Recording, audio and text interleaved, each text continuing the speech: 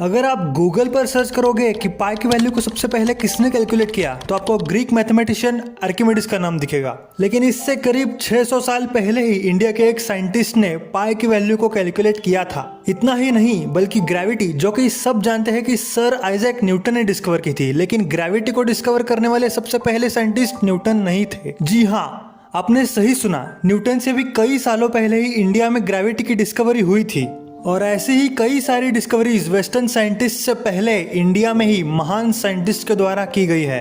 और आज मैं आपको ऐसे ही इंपॉर्टेंट डिस्कवरीज के बारे में बताने वाला हूँ जो बहुत कम लोगों को पता होंगी। तो सबसे पहले बात करते हैं बौद्ध ध्यान की। बौद्ध ध्यान ने कई कॉन्सेप्ट्स और थ्योरम्स दिए थे जो वेस्टर्न देशों के साइंटिस्ट ने बाद में रीडिस्कवर किए थे। उन्होंने ही सबसे पहले पाई की वैल्यू कैलकुलेट की थी, जिससे किसी भी सर्कल का एरिया और सर्कमफरेंस कैलकुलेट किया जा सकता था।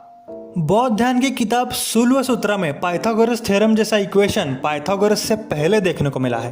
अब बात करते हैं आर्यभट्ट के बारे में। बौद्ध ध्यान की तरह ही आर्यभट्ट ने भी स्वतंत्र रूप से पाई की वैल्यू कैलकुलेट की थी। उनके हिसाब से पाई की अप्रोक्सीमेट वैल्यू 3.1416 थी। 23 साल की उम्र में ही उन्होंने आर्यभट्टय्या नाम की किताब लिख डाली थी, जिसमें आपको decimal system, number theory, geometry, trigonometry, algebra और एस्ट्रोनॉमी पर बड़ा अच्छा एक्सप्लेनेशन मिलेगा। आर्यभट्ट ने सबसे नोटेबल जीरो का आविष्कार किया। इसके कारण उन्हें अर्थ और मून के बीच का डिस्टेंस निकालने में मदद मिली।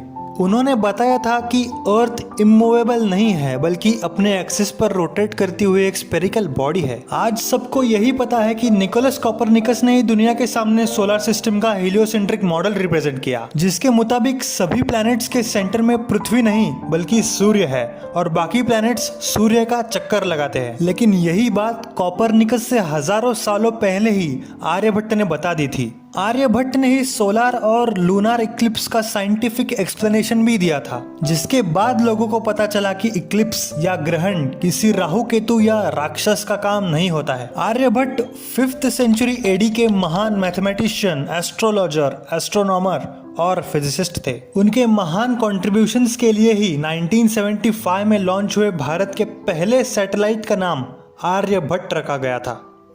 अब बात करते हैं भास्कराचार्य के बारे में।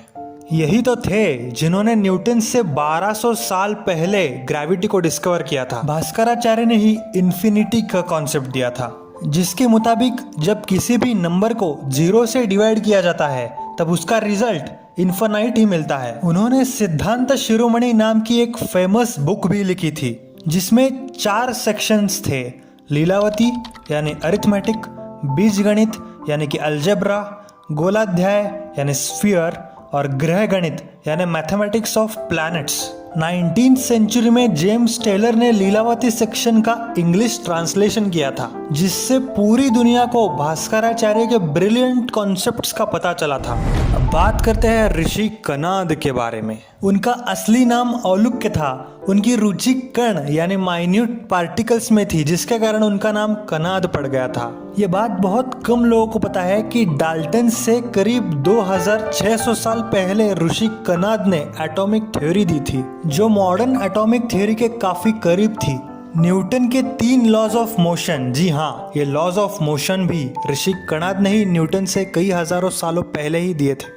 ये तो बात हुई साइंस और मैथमेटिक्स के बारे में। हमारे इंडियन साइंटिस्ट मेडिकल साइंस में भी पीछे नहीं थे।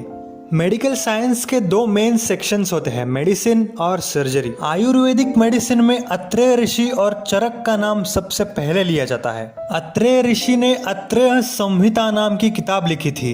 ये दुनिया की ओल्डेस्ट मेडिकल बुक्स में से एक है। इनके बाद चरक भी आयुर्वेद के पायनियर डॉक्टर थे। वो महाराज कनिष्क के राजवैद्य यानी रॉयल डॉक्टर हुआ करते थे।